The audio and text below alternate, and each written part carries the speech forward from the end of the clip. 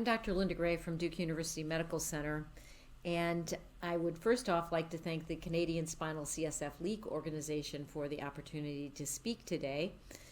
And I just wanted you to know that I am a member of the medical advisory team of the Canadian Spinal CSF Leak organization.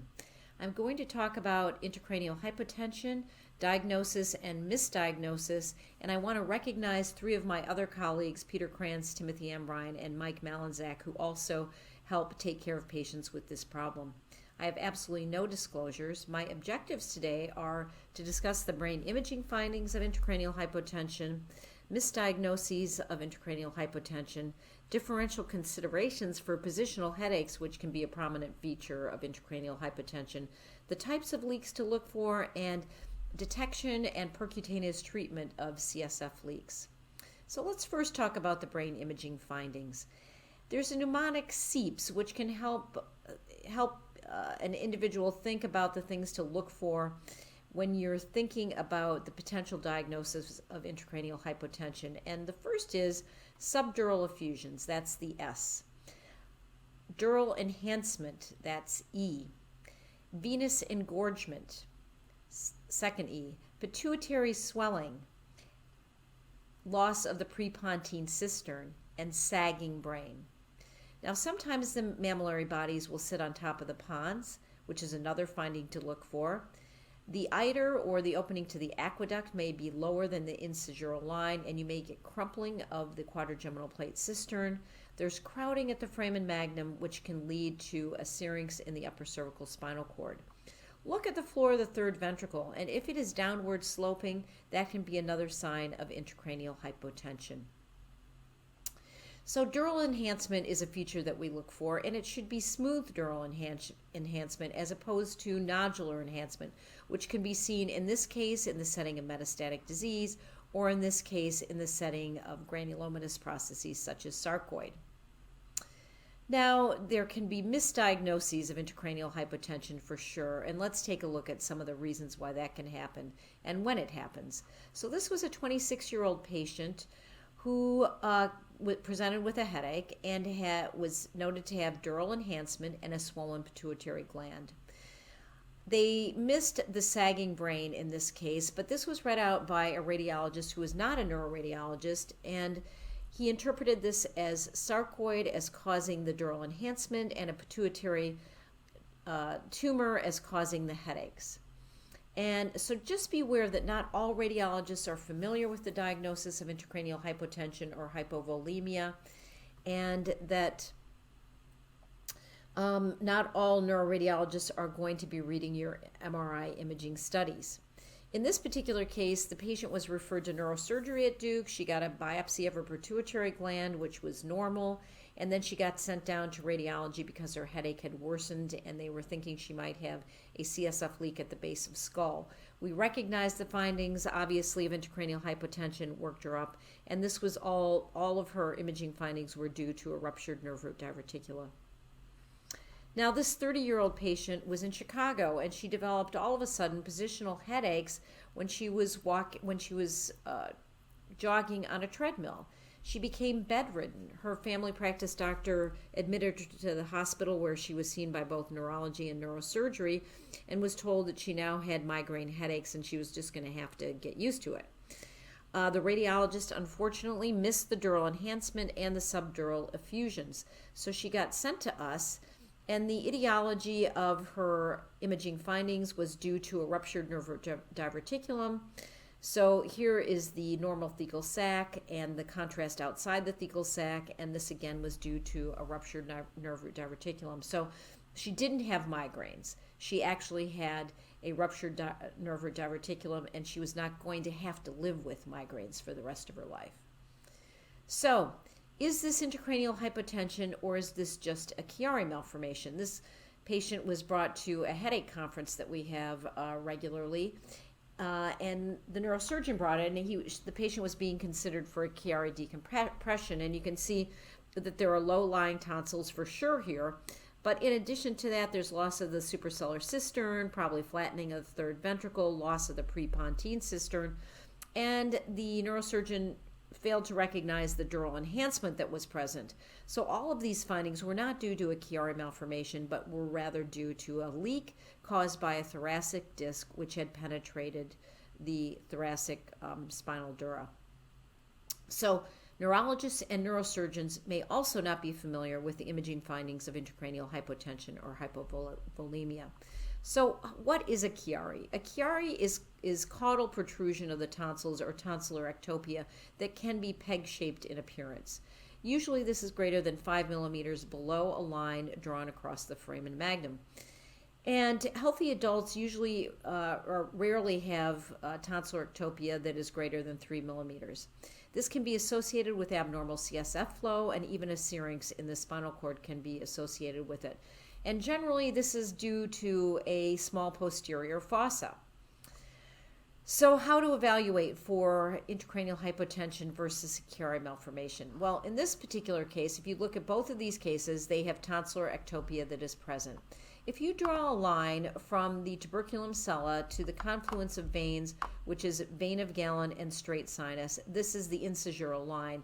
And the iter, or the opening to the aqueduct, if it lies below this line, is something to think about in the setting of intracranial hypotension.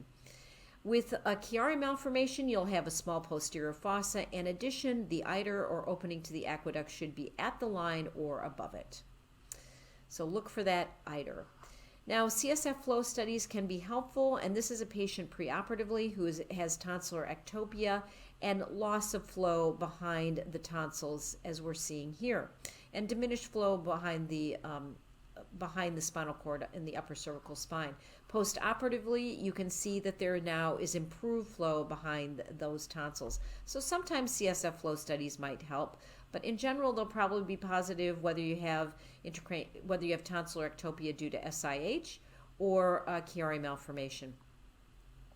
So this question came up in this 20-year-old who had had 4 years of headaches that she rated at 8 out of 10. They were new daily persistent headaches at the back of her neck and at the back of her head and neck, and radiated into her shoulders. She had nausea, vomiting, sensitivity to light and smells, and blurred vision. And all of these symptoms improved with lying down. Her opening pressure was 22.5. So here is the line that goes from the tuberculum sella back to the confluence of veins back there. The iter lies right along that line. Here is her tonsillar ectopia, so she clearly has descented tonsils. And all we could find on myelogram was maybe a little leak off of the L4 nerve root. We patched this. There was it did not help her headaches at all. We put her on Dimox. Again, that was of no help. And so she actually underwent Chiari decompression. And here is our patient right here. And you can see that she had 11 millimeters of tonsillar ectopia, opening pressure of 22.5. And I want to compare that to two other patients here. This one had 9 millimeters of tonsillar ectopia with an opening pressure of 34.75, and this one had a 7.5 millimeters of tonsillar ectopia and an opening pressure of 41. Now, our first patient underwent a Chiari decompression and was headache-free. These other two also underwent Chiari decompressions. So the patient with the Chiari was headache-free. Both of these patients who had high opening pressures still had headaches. And this third one was on Dimox, 2,000 milligrams a day in addition to Topamax. So when you're looking at a Chiari and you're considering Chiari decompression, think about intracranial hypertension as well as intracranial hypotension. Should Chiari even be done in the setting of intracranial hypertension? 23% of patients with intracranial hypertension can have tonsillar ectopia, so also keep that in mind. Now, obviously, you can also see tonsillar ectopia in the setting of intracranial hypotension or volemia. So you're going to look for other signs that we've already discussed. The iter being below the incisional line, as we're seeing here, and loss of the suprasellar cistern, and loss of the prepontine cistern, mammillary body sitting on top of the pons. We took care of both of these patients they both had CSF leaks due to diverticuli, and one was due to a catheter placed for delivery, but we treated both of these leaks, and you can see that the brains actually became normal in appearance after appropriate treatment. Now, Chiari 1 can actually spontaneously regress, as in this patient right here who has clearly tonsillar ectopia, but over the course of 5 years, the tonsillar ectopia actually reduced. And maybe that was due to the fact that the posterior fossa actually enlarged. So maybe Chiaris don't have to be operated on right away, but you can just manage the patient for a while. This was a patient who had an acquired Chiari malformation over about a 7 to 8 month period. And here you can see, here they are in April, and by November, they've got tonsillar ectopia. In addition to that, they have dural enhancement. And all of this was due to a CSF leak caused, again, by a ruptured nerve diverticula. So in the setting of a tonsillar ectopia and Chiari malformation, I think we should always consider intracranial hypertension or hypotension before doing a Chiari decompression. And Chiari decompressions actually can have serious consequences. So this was a patient who was called a Chiari, and you can see they've got a syrinx. They also have mammillary bodies sitting on top of the pons and some downward sloping of the third ventricle, which was missed. They had a suboccipital decompression, and the patient herniated as a consequence of this suboccipital craniectomy and died. So really, Chiaris can be other than just routine procedures. So just keep that in mind. So rule out intracranial hypertension and intracranial hypotension before operating on a Chiari malformation. So the other feature that we can see with intracranial hypotension are subdural effusions. And here was a patient who developed collapsed actually at her daughter's wedding, and she was found to have taken to the ED, was found to have bilateral subdural effusions. She only had a history of chiropractic manipulation and back pain. She got an MR scan of the brain demonstrating the bilateral effusions, even has some proteinaceous material that we can see here, dural enhancement, and clearly loss of the suprasellar cistern and sagging brain with loss of the prepontine cistern. Well, she got admitted to neurosurgery, and because of the subdural effusions, she got burr holes on 2 separate occasions, 8 days apart, which never helped the patient at all. She never improved. And after the family debated, and I unfortunately don't have time to go into the details of that, although it is interesting, they actually decided to transfer her to Duke. And her opening pressure when we started to evaluate her was 0. We did a myelogram. She had no obvious CSF leak. We didn't know about fistulas at the time, but she had some nerve diverticuli, which we patched, and she completely resolved in 4 days. She became a normal patient, a normal person. She was able to drive again. People thought she'd never be able to do that. And you can see she went from a sagging brain to a normal brain here. And this is her normal imaging study 2 months later. This patient was 78 years old, and he developed severe headaches in May of this year. And he had a preceding event where he was hit by the boom of his sail. He's a big sailor in Lake Michigan. The headache actually extended from the back of his head up to the front of his head. It was greater on the right side than the left. He went to the ENT because of his facial pain that he was having. And the otolaryngologist said he had a perfect migraine headache and gave him literature on migraines. Well, his daughter is an infectious disease doctor at Duke who's very busy right now with COVID. And she looked at his imaging studies and talked to some people, and they thought maybe he actually had intracranial hypotension. And you can see here he's got bilateral effusions, and he's got dural enhancement. So are these subdurals due to trauma? He was hit in the head by the sail. Well, we did a couple of myelograms, and we patched him, and he just was not really improving. As a matter of fact, after 2 blood patches, he developed more hemorrhage into the subdural effusions. And this is susceptibility weighted imaging, or SWE, and this shows hemorrhage into these subdural effusions. And I really was thinking that maybe this patient just needed evacuation. So I talked to the neurosurgeons who actually said, no, this is not something that we're going to take care of. This is something that you're going to take care of. So We did a third myelogram, and thankfully this time we found the CSF venofistula.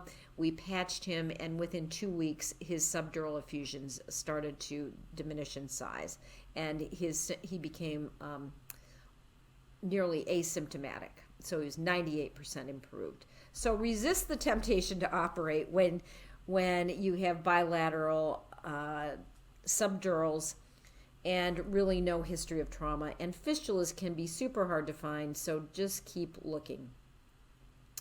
This was a 28-year-old soccer player who developed severe positional headaches in his forehead, involved his eye, and he had ear pressure. Clearly, he's got intracranial hypotension. He headed a lot of balls while he was playing soccer and fell, I'm sure. And here is a small disc at the T12 level that is causing a ventral CSF leak that we're seeing right here. Now, this was treated. He was surgically treated, and this was repaired. One of the reasons why I bring up this case is it's very important to think about CSF leaks in the setting of headaches as a secondary cause of headaches, because if you miss this diagnosis, patients can actually get superficial siderosis as a consequence, and this is, you can't reverse this problem. So once you get it, you can develop all kinds of hearing problems and instability because of the layering of hemosiderin on the cerebellum. So this can be, this deposition is irreversible, and so really keeping this in mind is very important for the patients. Now, normal imaging does not exclude a CSF leak, and about 10% of patients may have no signs of a leak. And this was a 56-year-old sitting on our porch in the mountains of North Carolina who all of a sudden developed a 10 out of 10 headache when she was sitting or standing, but it went completely away when lying down. So classic kind of presentation. She's got a normal brain MRI. But what she did have, and what were causing her symptoms, was she had a CSF leak right here, which was due to this calcified disc in the thoracic spine, which had penetrated the dura. But she has a normal brain imaging study. This 37-year-old female who was a neurology stroke fellow, had an abrupt onset of headache while she was attending a stroke meeting. And she had blurry vision, nausea, fatigue. She only had 2 to 4 hours of upright time. And when she laid down, it took 2 to 3 hours for the headaches to resolve. There is nothing here that would suggest a leak, normal imaging findings. But she had, again, a thoracic disc which had penetrated the dura, causing this CSF leak. So again, normal patient with a CSF leak. This 32-year-old had 7 years of headache, which had worsened in the last 3 years. Originally, the headaches were worse with straining, and then 3 years ago they improved, and then the headaches became positional. She was treated with migraine headaches and amitriptyline, treated like an atypical migraine, but the medications did not work. She has a normal-looking brain. You might argue that she has a partially empty cella. Well, she actually has a calcified disc which has penetrated the dura. So here she has a ventral CSF leak from a calcified disc, but negative brain MRI imaging. So realize normal imaging does not exclude a leak. And in the setting of new daily persistent headache or chronic migraine, think about a possible CSF leak. This 56-year-old, again, normal brain imaging study. She's had 21 years of headaches. She would run in the morning when she would feel the best, and she'd be in bed by 10 a.m. Her headache was holocephalic. She had nausea, sensitivity to light, noise, and smells. And it was 21 years ago when this all came on. It was felt to be hormonal, but no medications ever worked for her. And one important thing to note was that these symptoms began after the delivery of her last and third child. And she had an epidural catheter placed for that. Now, who would think that 21 years after this, that a epidural catheter could still be causing symptoms? We got sent to us, and we worked her up. We did a myelogram. We didn't see anything. It would be really, it would be super unusual to see something 21 years out, but we did. a circumferential patch here that went from L2-3 to L4-5, and she is now headache-free. I have one patient who had 35 years of headaches related to a CSF leak, and I patched a couple of nervodiverticuli, and she was headache-free after 35 years. So even with long-term headaches, consider CSF pressure as a cause, and it does not, normal imaging does not exclude having intracranial hypotension or a CSF leak. So normal brain MRI, this is in a patient who has a history of idiopathic intracranial hypertension and papilledema and chronic headaches. Originally, she had opening pressures in the 30s. So she had a prior opening pressure of 31, but when we saw her, her opening pressure was 10.5. And if you look here is the thecal sac and the spinal cord in the center, and you're going to see contrast outside this thecal sac. And here we're going to see just a little bit lower here that she has contrast outside of here. It's extravasating out nerve root sleeves, as we're going to see. So here is extravasation of contrast coming out. And this is all at the thoracolumbar level. This is extravasation of contrast coming out nerve root sleeves right here. And this is a patient who actually had intracranial hypertension and blew out. So intracranial hypertension can present as a spontaneous CSF leak due to blowing out of the thecal sac. So again, normal MRI did not exclude a leak in this patient. So differential considerations for positional headaches, which are a common feature that we look for in patients with hypovolemia or hypotension. So here's Garfield, who feels like his body is rejecting him and he wants to lie down. And a lot of times patients will want to be supine, but sometimes they want to be in Trendelenburg even. And so some considerations for positional headaches should include, of course, low pressure or low volume syndromes, patients with high pressure or high volume syndromes, and cervicogenic causes can also be responsible for positional headaches. So let me give you some examples of this. This was a 15-year-old who I saw who developed headaches after she was bounced on a trampoline, and you bounce on the trampoline and then you go into the water, and she landed head first upside down in the water, and she developed immediately a headache of 8 to 9 out of 10. And her headache would improve with laying down. Now her opening pressure was 23, which is, high normal. She had a normal brain MRI. So in the first 6 months that I saw her, we did 10 lumbar punctures. Every time we would do a lumbar puncture and take off 20 cc's of fluid, she would be headache free and she would be able to be upright. So her positional headache would improve entirely. It just wouldn't last, but with the combination of the LPs and putting her on some Dimox and other diuretics that we changed her to, she became headache free from 2017 to 2020. And then in January of this year, she developed a headache again. Her pressures were in the same range, and we did 12 lumbar punctures between January and June, same effect. She would become, we'd pull off fluid, and she'd be asymptomatic, and she'd be able to be upright. Meds were not being effective this time. She had no venous narrowing at all. Ultimately, she went on to having a shunt, and she is now headache-free. Now, I don't encourage shunts. I hate shunts, as a matter of fact. But sometimes there is a setting for a shunt, and in this particular patient, she's doing quite well with the shunting. This 47-year-old who is a pediatrician took her kids to King's Dominion Amusement Park, and 4 days after coming back from there, she developed a terrible positional headache.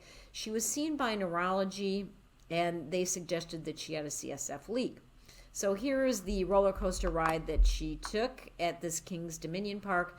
And I said, well, listen, while you're waiting to come and see me, why don't you get an MRI of your spine? And sure enough, she had an extruded disc at the C6-7 level there, and you can see the disc there. It was a soft disc. We did epidural injections and treated her with cervical traction over the next 8 months, and she is now headache-free and can be upright. Now, another cause for upright headaches besides just an acute disc can be chronic degenerative changes. In particular, look at the C1-2 junction, where patients who have arthritis at this level can actually have trouble turning their head in addition to positional headaches. And here is the normal C1-2 junction, and this is very arthritic on the left side. And the treatment that we do for this is just to inject that facet joint with some ropivacaine and steroids. And this patient, who is 61 years old, actually presented with positional headaches, and we just treat her every 6 to 8 months, and she has no positional headaches and is headache-free. So the types of leaks to look for ruptured nerve root diverticuli, which I've showed you, discs that can penetrate the dura, and then CSF venous fistulas.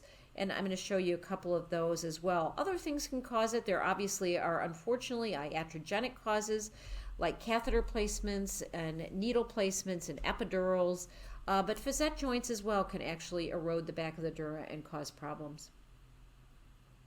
So what do we do for detecting CSF leaks? Well, we get brain MRIs, obviously, with contrast. And we also will do, sometimes patients will come in with MRIs of their spine, which you can do and see if you see anything, but not see anything does not mean that the patient does not have a leak. You will not see a CSF venous fistula on an MR scan. We usually work up patients with our CT scanner, and we have a CT fluoroscopic suite with a monitor, and we do all of our patients in this room real time and do all of our interventions here.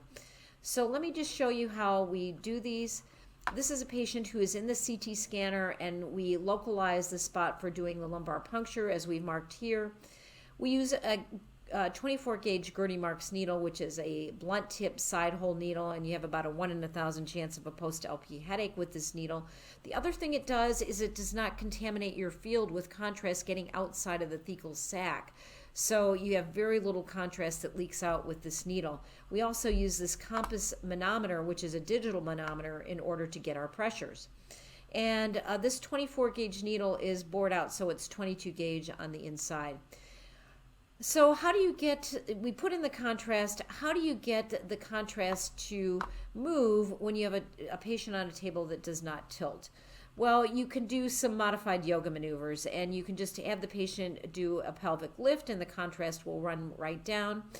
And you can also put the patient in a kind of a position like this with their head down and their hips up, and the contrast will run down into the base of skull, so you can even do a cisternogram. We do scan the patients then prone on the table at 0.5 and then render, or at 2.5s and then render them at 0.5 to 0.625. And everyone is scanned prone or in the lateral decubitus position for problem solving. If you scan the patient on their back, most of the time the leaks are not on the back. If they are, you might want to do supine imaging, but most of the time the leaks are coming from nerve roots or ventrally, and you want to scan the patient in a prone position and then get sagittal and coronal reformats. For problem solving, we may put the patient in this position here and do a dynamic scan or lateral decubitus to look for nerve root leaks from nerve root diverticuli or CSF venous fistulas. As I said, we put the needle use a Gertie Marks needle. It's in the center of the canal. It goes through an introducer because it will not penetrate the skin otherwise. We want to get it in the center of the thecal sac. We usually inject 10 cc's of Elliott's B solution. You could use preservative-free saline in order to boost the pressure in the sac, and then we inject Isovue 300M. And we do a total myelogram then. And here is a total myelogram right here. And in this particular case, this patient has contrast leaking outside of the thecal sac, and the thecal sac is in the center. So what do you do when you have contrast which is distributed so diffusely throughout the epidural space?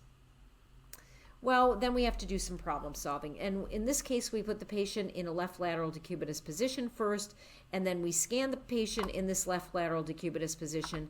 There's contrast outside the sac in the epidural space, but it's not contaminating our imaging. And as we went along here, we could see that there was a large nerve root diverticula, which was located right here. And this is a ruptured nerve root diverticulum, which had caused all of that extrathecal contrast. Sometimes when we have ventral leaks, we have to do very fast scanning, particularly in the upper thoracic spine. And we'll put the needle in and run in the contrast and then scan rapidly up in the upper thoracic spine, as we're seeing that image there. Here is a patient who had a big ventral CSF leak that we're seeing here and had two discs, one smaller, one larger. And we did rapid scanning in the upper thoracic spine, and here is the leak that you can see right here on the axial images and the sagittal reformatted images, and this was actually emanating from the smaller disc as opposed to the larger disc. We found that inspiration enhances our ability to detect some leaks, in particular CSF fistulas. Here's a patient who's prone and then in a lateral decubitus position, and you can see kind of an elongated nerve root sleeve right there. Maybe you'd wonder if that nerve root was suspicious, but with inspiration, we could see that that contrast was filling that elongated nerve root sleeve and then filling the paraspinous vein right here. And so this inspiration with lateral decubitus imaging helped us to detect that leak. So you have to do some problem solving sometimes when you're looking for these very subtle abnormalities. This is a patient who had an irregular nerve root sleeve, and in the lateral decubitus position, we discovered that this was actually a CSF fistula filling the paraspinous vein and then the azygos vein. And the way we treat these patients is we do targeted CT fluoroscopic guided patching.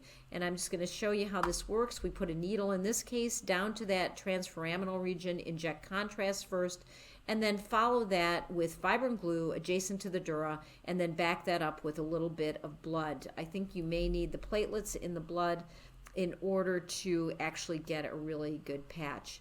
This is a 29-year-old who presented to the ED with meningitis, and in that workup got a lumbar puncture. So she was admitted to the hospital. She resolved her aseptic meningitis or viral meningitis, but she had a positional headache after that. And it was due to the fact that when she was in the emergency department, they actually went all the way through the thecal sac, probably into the disc, and she had a ventral CSF leak as a consequence of the lumbar patch. So her prior lumbar patches to treat her positional headache, which were dorsal in location, were not going to treat this ventral patch. But we can do ventral patches through a transforaminal approach, and this is what we did here in order to actually, so here is the patch right here located ventrally in the spinal canal, and this resolved her positional headache. This was a 21-year-old who actually presented with acute intracranial hypotension after 4 attempts of a lumbar epidural catheter placement. And here you can see all the findings of intracranial hypotension with sagging and dilatation of the venous sinus and dural enhancement. When she came down to us, she was intubated, and she was intubated and actually obtunded. Through this transforaminal approach, we could get a circumferential patch here, and 2 days later, her brain normalized and she left the hospital with her baby. So the takeaway points that I want to give to you from all of this that I've talked about today is when thinking about whether to operate on a Chiari, why not exclude high and low pressure syndromes first before the operation? Normal imaging does not exclude a treatable cause of headache, so think about high pressure and low pressure as a treatable cause of headache. Differential considerations for positional headaches include intracranial hypotension and hypertension, as well as cervicogenic causes. Subdurals, in the absence of trauma, I think you should exclude a low pressure syndrome first before draining those subdurals.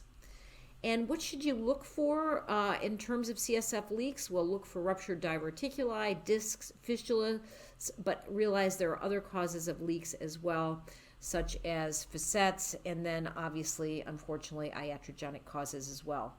And then we use CT guidance for detecting and treating our leaks. And with that, I want to thank you for the invitation to speak today, and I look forward to taking any of your questions.